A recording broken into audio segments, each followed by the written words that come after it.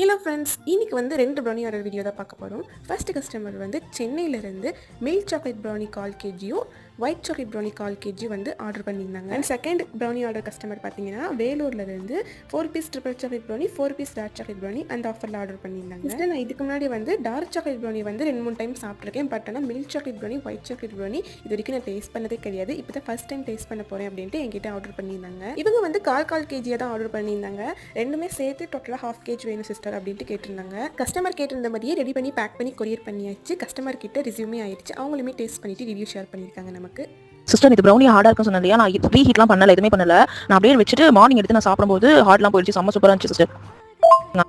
போன வாட்டி வந்து நாங்கள் இதே மாதிரி ஹோம் மேக்கர் ஒருத்தவங்க கிட்ட ப்ரௌனி வாங்கினோம், டார்க் சாக்லேட் ப்ரௌனி. பட் அதை நான் மட்டும் தான் சாப்பிட்டேன். எங்கள் வீட்டில் எங்கள் அப்பா அம்மா அண்ணன் யாருமே தொடவே இல்லை. சும்மா ஒரு டேஸ்ட் மட்டும் ஒரு பைட் எடுத்துட்டாங்க, தொடவே இல்லை. பட் இந்த வாட்டி உங்கள் ப்ரௌனி எங்கள் வீட்டில் எல்லாருக்குமே பிடிச்சது. பாக்ஸே காலி ஆயிடுச்சு. எல்லாருமே சூப்பராக இருக்குது, ஸ்வீட்லாம் அளவாக கரெக்டாக இருக்குன்னு சொன்னாங்க. சூப்பராக இருந்துச்சு சிஸ்டர். தேங்க்யூ.